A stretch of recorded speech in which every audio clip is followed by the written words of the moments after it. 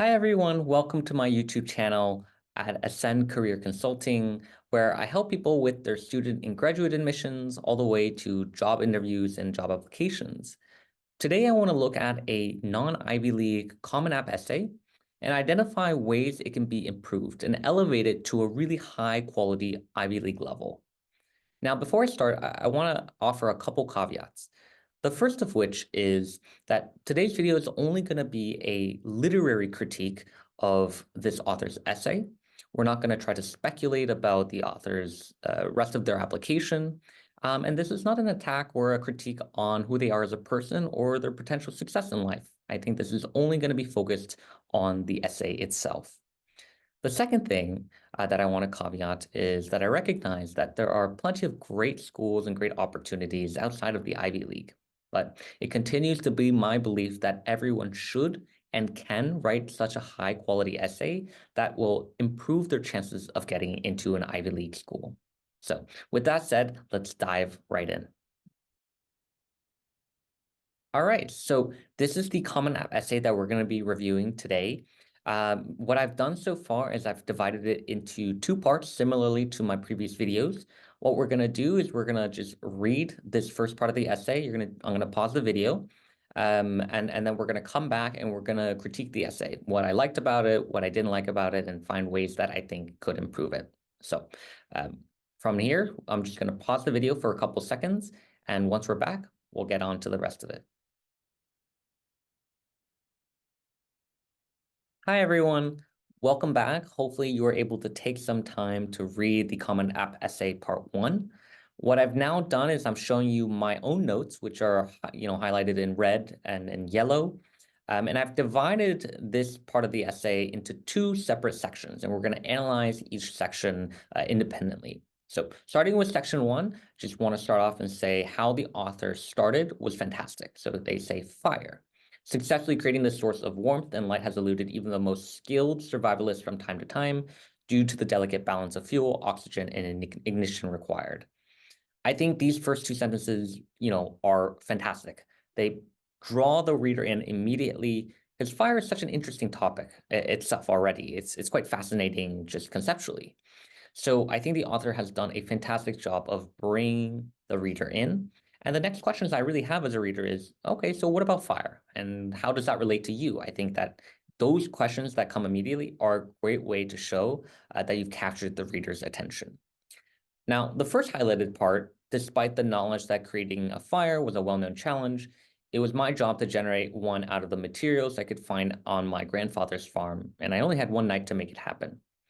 When the author says this immediately pinpoints what their primary theme of this essay is going to be, which is the story that he had to or she had to create fire in one night. And really, I suspect that the rest of the story is going to talk about, right, that challenge. How is this author going to accomplish this goal, and what are the takeaways throughout this entire journey? The next section around, you're going to do what the caveman couldn't, that section.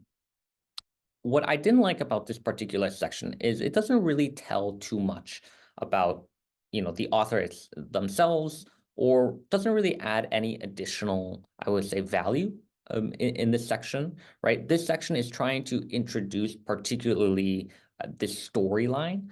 And right now, the way that it's written, essentially, the only thing that I feel like I can take away from this, these two sentences is that the author was able to learn something about cavemen, and it's not clear whether or not that is supposed to be an impressive thing or not. And so I think this kind of detracts from the overall essay. I don't think that this is actually necessary. I think you can just keep that first part, the sentence above it, and just remove that entire, that entire quote from his father. Finally, moving on, so we have the final part of section 1, which is some kids learn how to make fire in Boy Scouts or on outward bound excursions, but that wasn't going to be my experience. We aren't joiners, my dad liked to tell people. We do things on our own. That sentence in this first section is quite critical because that is the second sort of theme that's going to be underlying the rest of this essay. The theme in this case is about independence, that the author and particularly their dad is really pushing for this idea of doing things on their own, being independent, starting from scratch, that sort of idea, right? And I have a couple thoughts on this. So the first of which is that I think this secondary theme is a bit dangerous and quite nuanced, that you need to be able to write this. And the reason why I say that is because it's quite the double-edged sword. Colleges like students who can independently, do work, can independently lead other people. That's very important for them. And yet at the same time, it's also very important for them that you as a student are able to work in teams, right? You're going to be, when you're in college, working in group projects. You're going to be studying with other students. You're going to be in class with other students, with professors.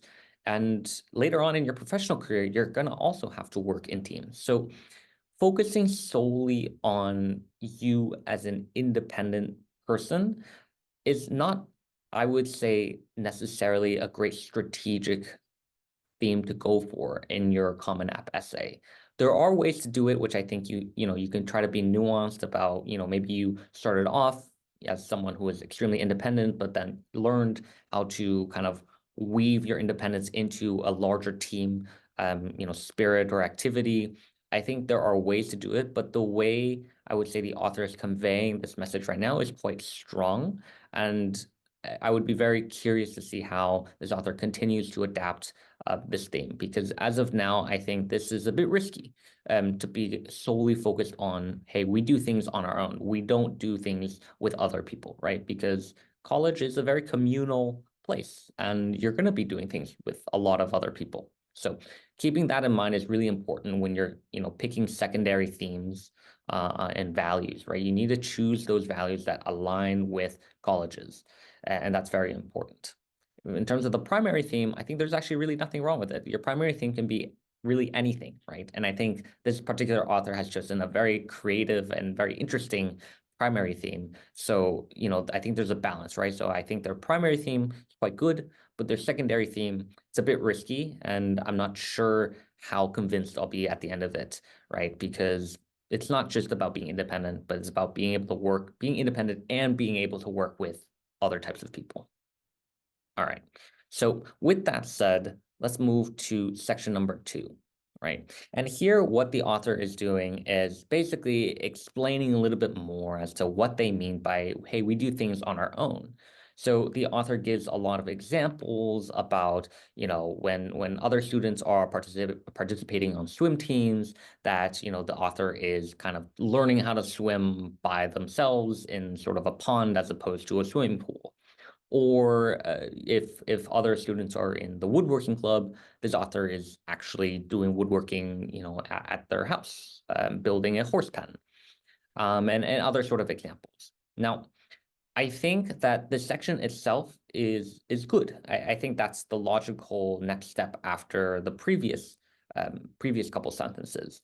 But I think this section is underutilizing the author's examples. And what I mean by that is I think the author needs to provide more specific examples to highlight their individual achievements, right? So what they're saying right now is to convey this idea, right, that they do things independently, but to create a high quality college admissions essay, you don't just need to create that feeling, but you need to specifically show how you have individual achievements and how you can stand out. I've previously talked about subtly including a lot of these achievements within your primary theme of talking. This is already a perfect way, right? So the author's already showing, not telling. I just think that the examples that they're trying to show are not the best examples that they could. So to give you an example, if the author, was able to start their own club, right? So at school, as opposed to joining a club, that could be a great example. So he or she could say, while other kids participated on swim teams, I decided to create X club at the school. Right. Or I think the last two examples actually are quite interesting. Building a horse pen, right? I think that's a great. While other students, were practicing, woodworking on, small objects, I really wanted to apply that knowledge to a real life, a usable situation by building a horse pen. So something like that to really showcase the author's achievements and well-roundedness within the overall application, I think would be much more effective than just choosing sorts of, I'll say, somewhat random and maybe not the most impactful examples that they could. Now, if we think about this, when we look at sections 1 and sections 2, I think there's four main things on what I would consider changing it to really elevate it to the next level. And I've talked about this already. So to summarize, number one is I think the author should consider modifying the secondary theme, right? Right now, it's only about how the author is independent from everyone else. But again, remember, colleges are not an independent sort of institution in that way. You don't just go in as the sole person in class. You're going to be working with a lot of different types of students from a lot of different type of backgrounds. So I personally think that the secondary theme can be about independence, but have a different nuance to it. Maybe that the author learned to rely on help from others, or changing the secondary theme to a broader lens to that, you like to take on challenges, right? So for example, the primary thing is about creating fire. That's quite a challenge. If the author, pitched this essay as a theme of, you know, engaging in a challenge, something that's really difficult, but something that they like to overcome. That can also be a great theme for college admissions essay. And also it could just be about, building and the importance of legacy, right? They talk about, the author talks about their great grandfather's farm. They've been on this farm for a long time. So something even about how important it is to keep on this legacy or this tradition that they have, right, of creating fire, could be a very other, compelling way to talk about this essay. And tradition is quite important, and building upon other people's work is an important theme for colleges because, they have knowledge is always about building upon other people's knowledge, right? As you learn and you explore, this is what, we build and create new foundations of knowledge through other people. So I think number one, modifying the secondary theme, I think would be a bit more impactful. Number two is I think the author doesn't talk enough about what they believe in. It talks more about what their father believes in, right? Their father believes that they are not joiners, that they do things on their own.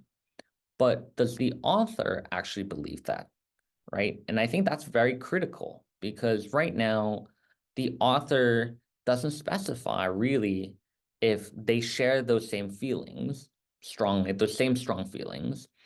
They seem to be kind of going along what, their dad says and how they grew up. But I think sharing a vision specifically of what the author thinks about this, whether they agree or disagree, would be really important to share because, I don't think we're learning as much about the author as we could. Number three is, as I mentioned, I think when you're choosing examples, choose more relevant examples for your academic interest and extracurricular activities, particularly where you've excelled. I think that's critical to mention in your essay.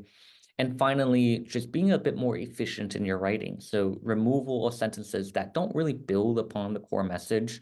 I think there are some sentences that, are a bit flowy and descriptive, that are good for painting an image, but don't necessarily, add that much value to the core message of the essay. And I think you might be able to remove that or at least combine some sentences together to make it more efficient. Cool. So now that's going to be the critique for part one. Let's move to part two. I'm going to show you the author's original essay, and then we're going to dive again back into my critique of the essay. All right. So this is the Common App Essay Part 2. Similar to Part 1, I'm going to pause the video now for a couple seconds, let you read it, and then we're going to come back and we're going to discuss it together. All right, so hopefully you were able to read the Common App Essay Part 2. Similar to Part 1, I divided this into two separate sections, and we're going to just talk about it. So Section 3. This is really where the author talks a lot more about the story. So what exactly did they do to create fire on that particular day? So they go through, they talk about kind of setting the materials and then walking to the woods, finding that some local teenagers, had already kind of started a fire, and then using their previous fire to light the author's fire, right, back on their family's property. Now, one thing here is if you look at the overall, space of the essay, right? In section 3, it covers 4 different paragraphs. And this is solely on the story which is of creating fire.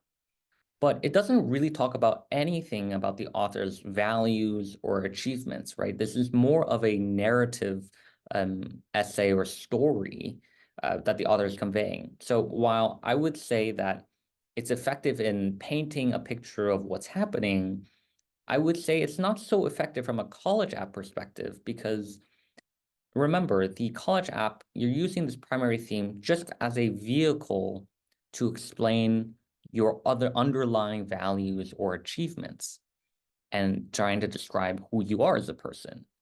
You're not just telling a story for the sake of telling a story.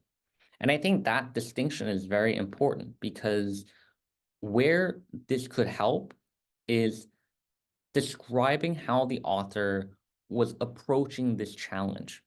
For example, uh, when he or she realized that they didn't have the materials or they weren't able to uh, create fire, what was the first thing that popped in their mind? Or how did they start thinking about this entire challenge, right? In the very beginning, they're given this large task. Well, how do they really break down that task? And where did they learn that from? For example, maybe they learned how to break down these tasks in their, let's say, AP mathematics class, right? They learned in math class that you start with the easiest sections first, right? Or you start with the hardest sections first. I'm not sure. It depends on how the author is really approaching this problem. So the key takeaway here is that the author needs to cut down on the narrative story, really, because that's not so important. It doesn't tell you anything about who the author is as a person. It just tells you what the author happened to experience in this one moment, right?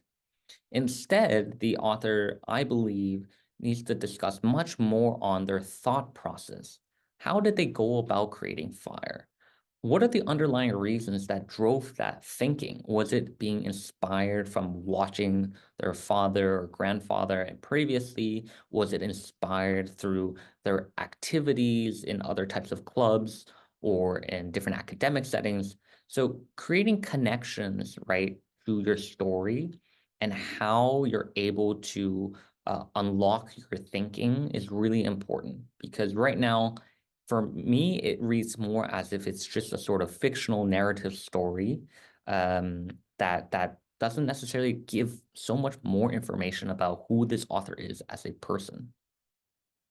So finally, in the second section, really part 4 of this, right, we have the final message that this author, didn't necessarily create the fire on by themselves, but rather they used a little bit on the previous teenagers. And, their dad basically says, we may not be joiners, but we're not idiots either. So I like the way the author is trying to end, which is a sort of callback, right? So we have this quote from their dad in the beginning, and they're ending this essay on a quote from their dad at the end. And the quotes kind of shifted a little bit to try to indicate that there is some growth, right, in this essay. However, I don't think that the messaging here is so effective, and it's a little bit inconsistent from what the author is saying in the very beginning, right? Right now, in the very last section, in this last sentence, the message is, hey, we are still independent, but we're not idiots. We can build upon other people's work, right? We don't need to reinvent the wheel. But in the first section, the message is really about being independent, and there isn't a lot of hinting or suggestion that the author was coming to this conclusion, right? I would say if they wanted to continue this sort of conclusion message, they would have to allude to it earlier by saying, "Hey, I've wanted to be independent, but I realized, let's say on swim team, I realized that by joining the swim team, even for a little bit, helped my technique or form, right? Instead of just swimming by myself in the pond." Or, for example, hey, I instead of, going to class in woodworking, what I actually realized is there are some benefits to learning how to woodwork, and that actually made my efficiency and effectiveness at building the horse pen much more effective, right? So how are these messages different? What I've just described is to show that the author is independent, but they've recognized that there are good and value in looking at other people's work, right, to improve your own. That's the sort of message that this final sentence is trying to say. But the way the author has currently written doesn't necessarily allude to that, in my opinion. And so what happens for me at the end is I'm having a little bit of inconsistency. In the beginning, the author says that, you know, they are not joiners, they should do things on their own. The author tries to support that with a bunch of examples as to how uh, they didn't join typical teams or classes. They just tried to do it themselves. But at the end, this whole story leads up to, well, the author didn't really create the fire by their own. They actually used someone else's fire to help. And so that inconsistency is a bit jarring and probably not the most effective way. So ultimately, how would I change this? Well, one, again, cutting down the narrative language, I think is really important. You need to discuss more about the key learnings from the experience and elaborate how your thinking has changed every step of the way. And finally, your conclusion should be consistent with the initial theme, right? If your initial theme is solely about independence, then your conclusion should be probably around independence. If your theme is around independence and growing to be less independent, then I think the current way this essay is concluding makes sense because it's basically saying the author tried to be independent, but realized a more effective way to create fire was to use and piggyback off of someone else's existing fire, right? So I think you need to be very consistent here in terms of your themes and messaging. All right, so here we are at the end of the video. I hope this helped you quite understand how you can take an essay and really try to elevate it to a couple different levels. I think that there are really three main key takeaways here. The first of which is when you're selecting a secondary theme or a sort of value, you want to make sure that it's consistent with a value that colleges have. Oftentimes, these are about learning, personal growth, about being challenged and overcoming that challenge.